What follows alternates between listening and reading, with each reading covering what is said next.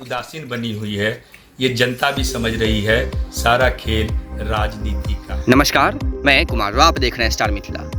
धरना प्रदर्शन लगातार जारी है, लेकिन हमारी सरकार जो है वो लगातार कानों में रुई डालकर सो रही है। वर्तमान की सरकार इस प्रकार से मिथिला क्षेत्र को नकार रही है जैसे इस क्षेत्र में मिथिला क्षेत्र के लोग किसी दूसरे प्लेनेट से आए हों और इनके लिए वो उपयोगी ही नहीं है। कहीं न कहीं केंद्र सरकार मिथिला क्षेत्र को लगातार नकार रही है और जिसका कारण है जो आज इस क्षेत्र में बनने वाली सबसे ज़्यादा महत्वपूर्ण रेलखंड जो महज 89 वर्षों के बाद बनकर तैयार हुआ दरभंगा फॉरबिसगंज रेलखंड, ये अनुमति के बाद भी ट्रेन परिचालन से कोसों ज़्यादा दूर है। इस पर घोषणा होने के बाद भी ट्रेन नहीं चल सकी है। अगर आप हमारे चैनल पर नए हैं, चैनल को सब्सक्राइब करें, फेसबुक पर देख रहे हैं पेज को लाइक करें, वीडियो को अत्यधिक शेयर करें ताकि अत्यधिक लोगों तक खबर पहुंच सके।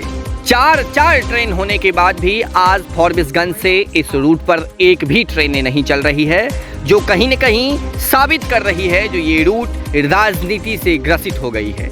वर्तमान की केंद्र सरकार कहीं न कहीं इस रूट को, संपूर्ण मिथिला क्षेत्र को नकार रही है, जिसका परिणाम है जो आज इस रूट पर ट्रेनों की परिचालन शुरू नहीं हो सकी है। सिर्फ उद्घाटन के कारण आज ये रेलखंड बंद पड़ा हुआ है। समस्तीपुर के डीआरएम विनायक श्रीवास्तव के अनुसार इस रूट पर किसी भी प्रकार की समस्याएं नहीं है।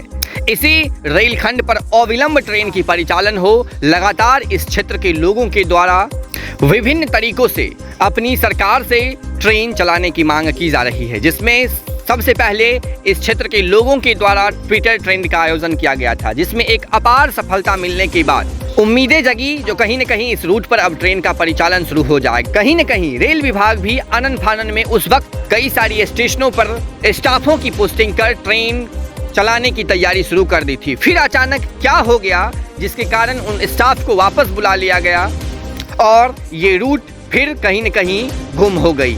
फिर उसके बाद नरपतगंज में धरना प्रदर्शन की गई। केंद्र और रेलवे की इस उदासीनता को देखते हुए फॉरबिसगंज के DRUCC के सदस्यों के द्वारा एक बार फॉरबिसगंज में धरना प्रदर्शन फिर 20 को दिया जा रहा है और साथ ही साथ निर्मली में भी 20 तारीख को इस रूट पर अविलंब ट्रेन की परिचालन शुरू हो धरना प्रदर्शन की जा रही है। इस क्षेत्र में इस रूट को चालू करने के लिए एक साथ निर्मली और फॉरबिसगंज में 20 तारीख को धरना प्रदर्शन किया जाएगा। इसके माध्यम से एक जागरूकता भी लाना चाह रहे हैं कि आम लोगों को भी ये पता चले कि भाई विलम्ब होने का क्या कारण हो सकता है।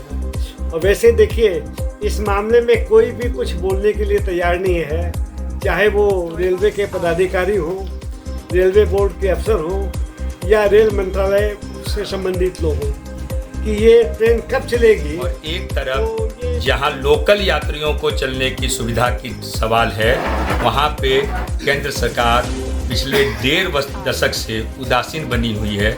ये जनता भी समझ रही है, सारा खेल राजनीति का है। कहीं ना कहीं इसमें राजनेता या तो पॉलिटिक्स कर रहे हैं या हम लोगों को किसी तरह की सजा देने का प्लान बना रहे हैं। इसीलिए हम लोगों ने तय किया नागरिक संघर्ष समिति कि अब हम लोग इस पर आंदोलन फिर पहले भी किए थे और अब फिर से पुनः शुरू करेंगे जब तक। और जिस ट्रेनों का पहले से आवागमन था वो बड़ी लाइन परिवर्तन के कारण बंद हो गया था। बड़ी लाइन बनकर तैयार है, सब कुछ तैयार है, उसके बाद भी उन गाड़ियों को नहीं चलाया जा रहा।